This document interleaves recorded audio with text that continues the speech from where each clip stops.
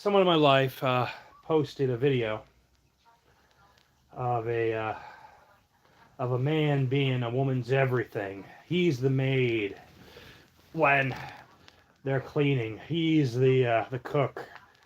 When there's food, he's a Saudi prince when they need money. It's like, fudge. I'm looking at my own life right now. Like I'm sick. Been sick for a while. I almost got myself tested. It's that bad, and I don't have money to get tested. It's like, before this, I was working like 60 hours a week. Now I'm working like 40 hours a week because, well, I'm sick and I've been sick. And like ladies, let's be real. Like I know some people have called my way of thinking a bit like overly transactional. And honestly, like if you're in a relationship and you can kind of okay, let me wake up. If you're in a relationship and you can make those efforts to make it seem less transactional, that is the goal, right? You know, you hopefully don't want to think about a father-daughter situation where it's like, I took care of you when you were little. Now, when I'm in diapers, I need you. You know, a lot of us don't want to think about the relationship being that transactional, at least when we're younger. We don't want to think about that. We just say, oh, you just love me. We want to think of it in those terms. And I get it. I get it. It's a bit too real. But there is a sense of transactionalism in our relationships, and that's healthy. That's healthy. You know, both parties have something to provide.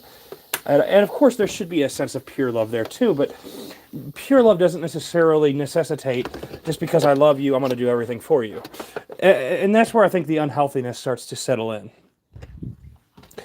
You know, when you marry a wife, you don't hopefully expect her to get a job, clean the house, take care of the kids, like prepare the vacation, like do literally everything.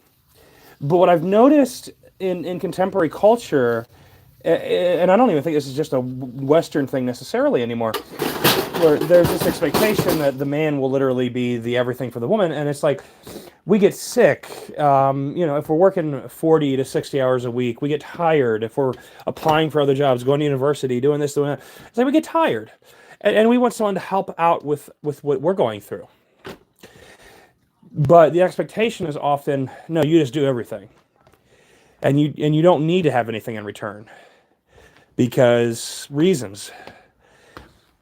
And yeah, that does sound like you're thinking too transactionally.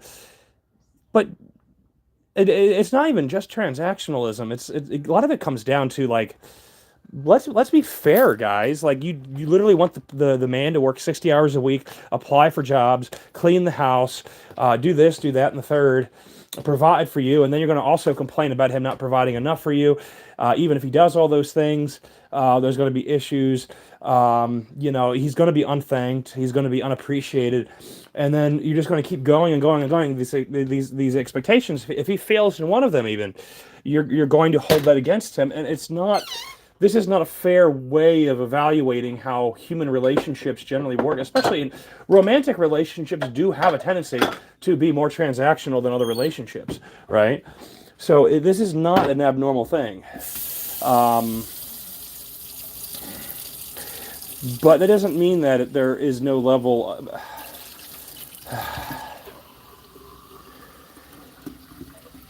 can you think of a relationship in your life where there is no level of you do this and I do that? You know, when is it ever one-sided? You know what I mean? When do we ever have that expectation that one person in any real human relationship does everything? Even if it's unequal, even if it's unfair, unbalanced, we don't generally expect one partner to do the majority or everything.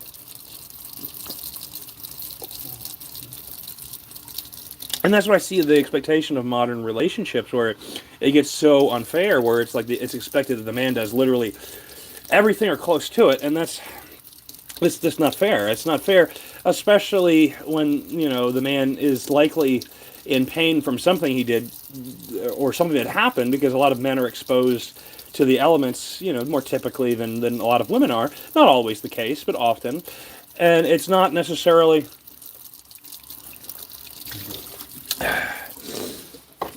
It just feels like it went way too far in the wrong direction, right? Like, it is nice if a man comes home and does help with the dishes, like my great grandfather, right? Like little things like this. Like it's nice, sure. It's nice, especially if the man is in a position in his life, in his workspace, and in his health space, and etc. Oh fudge, where he can do all this, right?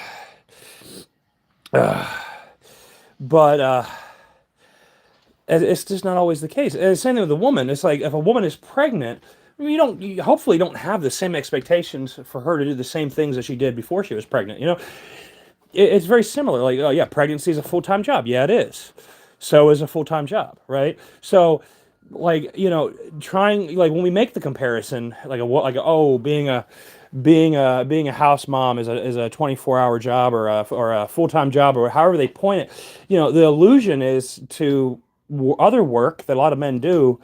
So, like, the comparison is already there. The comparison is being made because you're trying to say this is hard work. Well, the comparison, if a full-time job is hard work, just like being a full-time mom or whatever, well, then a full-time job is also hard work. And there should be some level of equality in balancing our understanding of both things, because it's being compared to that for a reason, right? It's not just how you doing, Sean? It's not just something that somebody pulled out of their butts. There's a reason that's where the comparison is coming from. The comparison is being made very consciously and for a very specified reason. And yeah, I am, in many respects, I am an egalitarian. Like, I really do believe in a level of equality that a lot of people don't necessarily like truly believe, if they're being honest. And I personally am okay with a level of egalitarianism, with a level of equality. Equity, I think, is more context dependent, but I'm obviously not against equity in the right context. But at the end of the day, like, there does have to be this level of I think, equality if we want things to be fair. And when we lose sight of that, I do think issues do begin to arise. And I do see this. Like, someone I know is married to someone who's not constantly, but regularly trying to remind him that he should do more. I remember at one point his wife, he hadn't been in the house for a while, and his wife was upset that he wasn't complimenting, that he didn't say something positive to her when she cleaned up now it could have been partially from an earthquake, or maybe entirely, but it looks like but from one's view, from his context, from what he was seeing, it looked like she was saying, hey, I cleaned up my mess, give me praise. When it's like, well, how many people praise? Like, sometimes I might get every now and then we might get a little praise for cleaning up our own messes, but not usually, right? It's not like a common thing. It's not like it never happens, but yeah,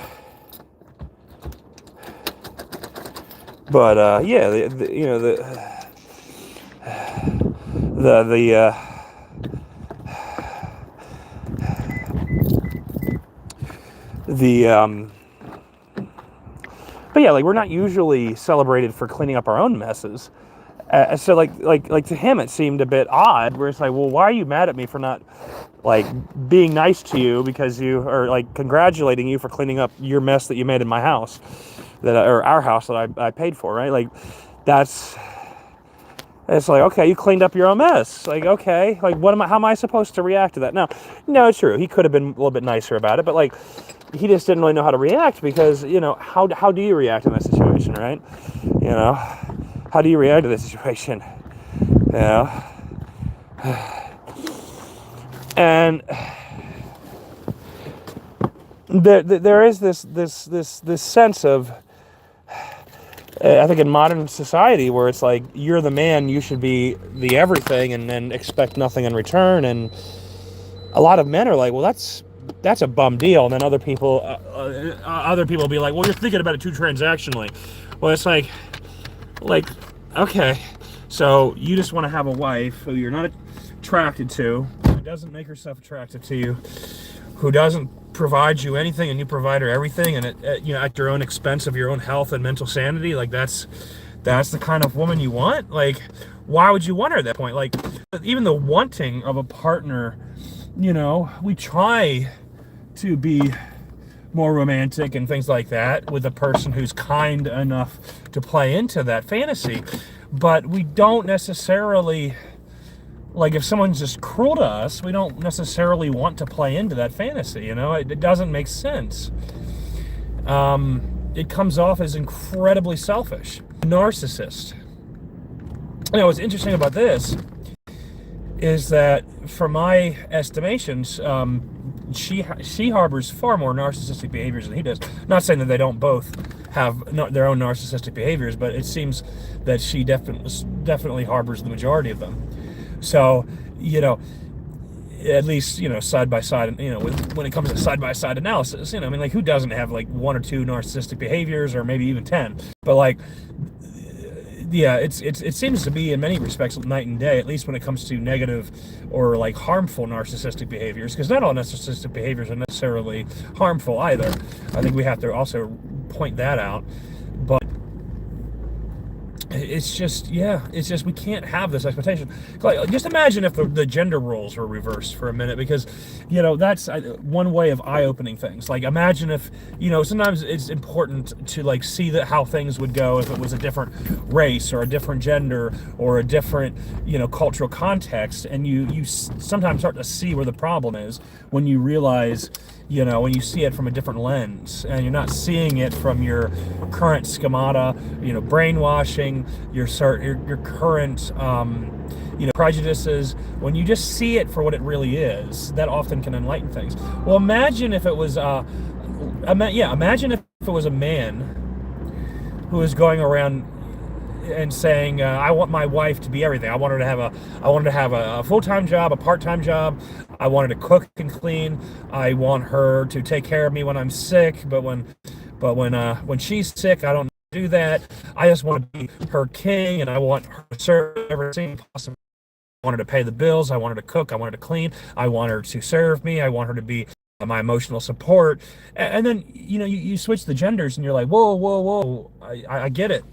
I get what you're saying. Like, that is an issue. That is an issue. I think in modern society, we've kind of gotten to the point where we just think women are just like we treat women lesser by acting as if they don't have to do anything. You know what I mean? Like, the idea that that we kind of play into this odd fantasy, or even raising them, in a more sheltered environment. It's just not healthy, I don't think, in many circumstances. I think it's a problem, and I think we're kind of living with the consequences, at least in the raising aspect. But it's just not right. If men and women, if we really want an equal society, we have to have some level of equality in the way we treat one another, in terms of like accountability and expectations and so on and so forth. And a lot of men don't want to be in a marriage where they're expected to do absolutely everything, including being the attractive one, and not getting any of that back. Like, that's not and of course people will say, oh, that sounds too transactional. Like, it's just fairness. Like, can you imagine if you had a kid? Well, no, actually that wouldn't work, because I also mentioned the romantic aspect. Well, imagine, like, again, reverse the roles. Imagine it was a man, and he's like, you have to be the attractive one. You have to pay all the bills. You have to do this, that, and the third. You gotta keep the house clean. Gotta give me foot rubs and call me your king. And you don't have to have pleasure. Only I get the pleasure. And it's like, you see how messed up it is if the roles are reversed, right? And so you should be able to see why it's messed up when it happens to men. It's a poopy situation. It's messed up. It's ewy. Okay, you birds better get the fudge off the road. There we go.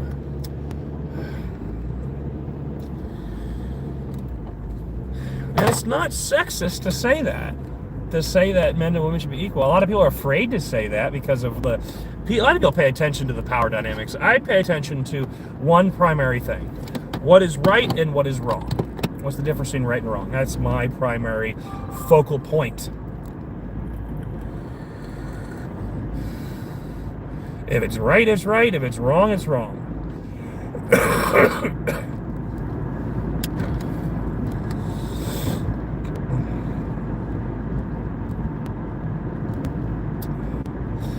And I think that's fair.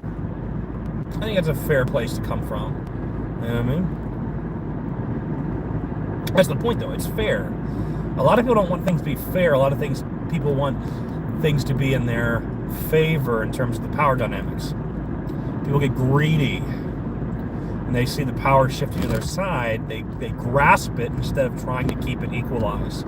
And that's the issue we face with humanity. That's not just this example. It's like it happens again and again. When the power shifts, people who want the power gravitate toward the power, and people who are hoping not to get harmed by the growing power will often capitulate to the growing power's wants and desires. It's a pretty disgusting human behavior, but it is what happens. And it's not hard to see. We see it all the time. We see it all the time. And yes, it's often based on like nationality, like certain nations, ethnicities, race, gender, all kinds of things. The power shift, it goes to one power to the next, and if you try to if you're like kind of old school like me, where it's like, well, yeah, I'm more of a Martin Luther King kind of advocate, not advocating for every way he lived his life, but like what he was preaching, absolutely. You don't have like a lot of people preaching like the old school Martin Luther King, visualization for the world. That's not as common anymore, unfortunately. And then you have all these disruptive, power dynamics. Again, people got greedy. We were very close to building a society where there was a higher sense of equality, and that. Do I have to honk? Do I have to be the one to honk the horn? Okay, they went. And yeah. We were very close to having a society where there was a greater sense of equality, and people got greedy and they ruined it. It's gotten so bad that if you get into a new place where you're part of a minority, you have to fight just to be considered anything close to equal, or even maybe not even equal, but not treated like complete garbage. Like, it's gotten that bad. It's messed up. Like I said, we like American society was so close to getting to an egalitarian society, and people got greedy. They saw opportunities and they jumped on those opportunities, and they ended up hurting people in the meantime. It's really a tragic story, because there was so much potential for so much good in the world, and it just got destroyed by human greed.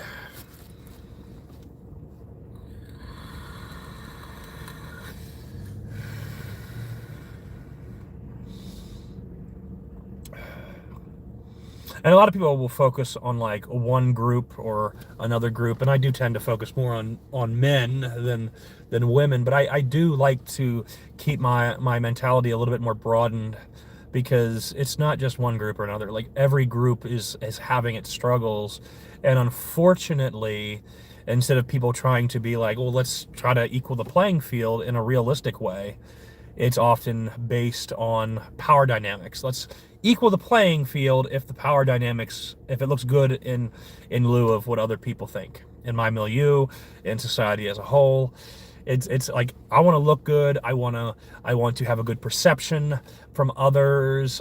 But it has zero to do with integrity, or very little by comparison, right? It's not a thing of integrity. It's a thing of, again, power climbing.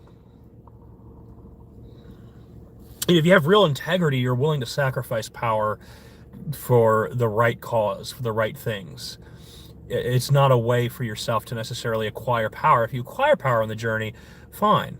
But like, good integrity with the right virtues shouldn't take the power climb as a major consideration, right? Not that we're all not trying to get a little bit more money, a little bit more in terms of resources, but when the power climb becomes the front and center focus, that's where I think issues begin to seriously arise in our society. And unfortunately, that's a lot of people who acquire power, the people who go for it mercilessly. Fortunately, I would say the average person has more integrity than maybe I'm giving credit, and that does help the situation a little bit. But it's still not enough integrity.